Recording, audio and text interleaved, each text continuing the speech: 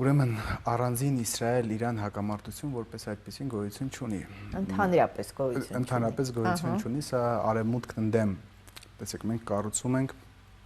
արևմտյան քաղաքակրթությունները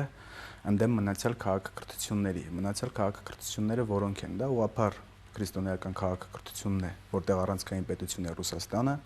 սինական կամ կոնֆուցիական քաղաքակրթությունը, որտեղ առանցքային պետություն է Չինաստանը, եւ իսլամական քաղաքակրթությունը, որտեղ առանցքային պետություն գոյություն չունի, որպես այդպեսին կան 5 պետություններ՝ Սաուդյան Արաբիա, Թուրքիա, Իրան, Պակիստան եւ Ինդոնեզիա, որոնք ամբիցիաներ ունեն առանցքային պետություն դառնալու, բայց այնտեղ որպես այդպեսին առանցքային պետություն գոյություն չունի։ Կան առանցքային պետության ամբիցիաներ ունեցող պետություններ, որոնցից հիմնականը այսօր Իրանն է։ Ուրեմն հավաքական արևմուտքում 3 առանցքային պետություն կա։ Դա ԱՄՆ-ն, Մեծ Բրիտանիան եւ Իսրայելն են։ Մնացածը նույնիսկ Ֆրանսիան իրենց կամակատարներն են։ Այսինքն ՄԱԿ-ի անվտանգության խորհրդի մշտական ներկայացուցիչ Ֆրանսիան նույնիսկ նրանց կամակատարն է։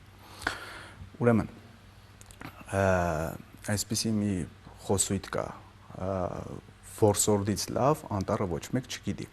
Ըստ այդ տրամաբանությամբ իրանք աշխարհը բաժանել են, ով որտեղ պետք է իր գործն անի։ Ուրեմն 22 թվականի հոկտեմբեր-նոյեմբեր ամիսներին եւ ԱՄՆ-ն եւ Մեծ Բրիտանիան իրենց անվտանգության դոկտրինները բացահայտեցին, որտեղ ԱՄՆ-ի համար թիվ 1 սպառնալիք էր Չինաստանը, Մեծ Բրիտանիայի համար Ռուսաստանը, դե Իսրայելի մասին արդեն ոչ չկա, ամեն օր ինքն ասում է։ Այնտեղ ուղղակի խնդիրն այն է, որ Իրանը չի էլ ճանաչում Իսրայել պետություն։